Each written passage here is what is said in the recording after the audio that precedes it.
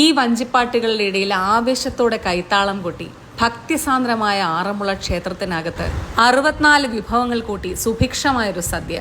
അതാണ് ആറന്മുള വള്ളസദ്യ.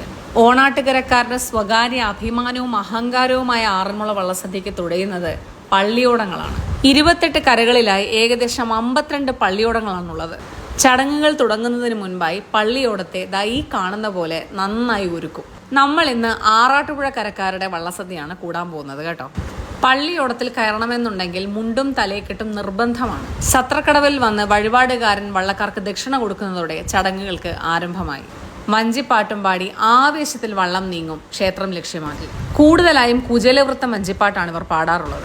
വള്ളക്കാർ ക്ഷേത്രത്തിലെ വടക്കേക്കടവിൽ എത്തുമ്പോഴേക്കും വഴിപാടുകാരനും അദ്ദേഹത്തിന്റെ കുടുംബത്തിലെ സ്ത്രീകളും അഷ്ടമംഗല്യ സഹിതം ഇവരെ സ്വീകരിക്കാൻ തയ്യാറായി നിൽക്കും. ക്ഷേത്രത്തിന് ചുറ്റും 3 വലം വെച്ച ശേഷം നടയ്ക്ക് മുന്നിലെത്തി അവരൊരു പങ്കായവും മുത്തുക്കുടയും സമർപ്പിക്കും. ഇനിയാണ് പ്രധാന പരിപാടി, സദ്യയുണ്ട്.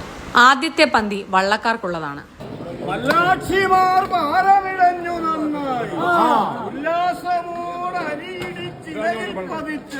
സദ്യ വിശേഷങ്ങളും ചടങ്ങുകളും അടുത്ത റീലിൽ.